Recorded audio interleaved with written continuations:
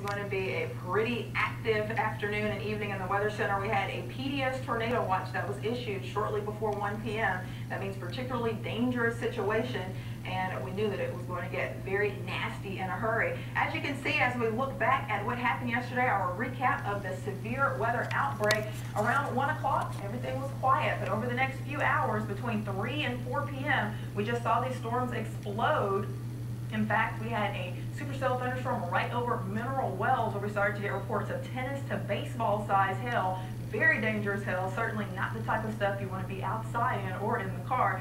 As these cells pushed east, a few of them weakened, but we saw even more erupt back to the west. In fact, by 7 o'clock, as we pushed into northern Tarrant, northern Parker counties, we had tornado warnings there around 7:30 issued, and we also had reports of a tornado on the ground near Springtown. These cells pushed east into Dallas County around 8 o'clock, and right around that time, we did have that tornado warning go out for northern Dallas County, and we had that supercell storm with the tornado push over the Irving area, and we now know that that was an EF1 tornado with 95 to 105 mile per hour winds. So certainly these were some very dangerous storms. These storms pushed east. In fact, around 9 o'clock, we still had a tornado warning for southeastern Dallas County, and we had yet another line of severe storms develop right along the dry line, and these storms right over Denton and Sherman, producing some golf ball size hail and also the threat for those damaging wind.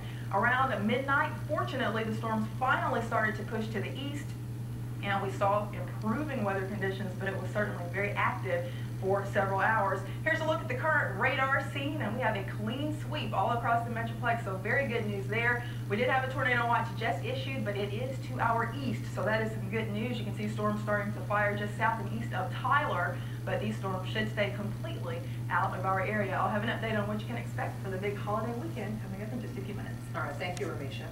And of course, we'd love to show you some of the pictures our viewers emailed to us. Mike Warner was in the chopper getting an amazing view of downtown Dallas. The storms rolled through, forcing a flash flood watch.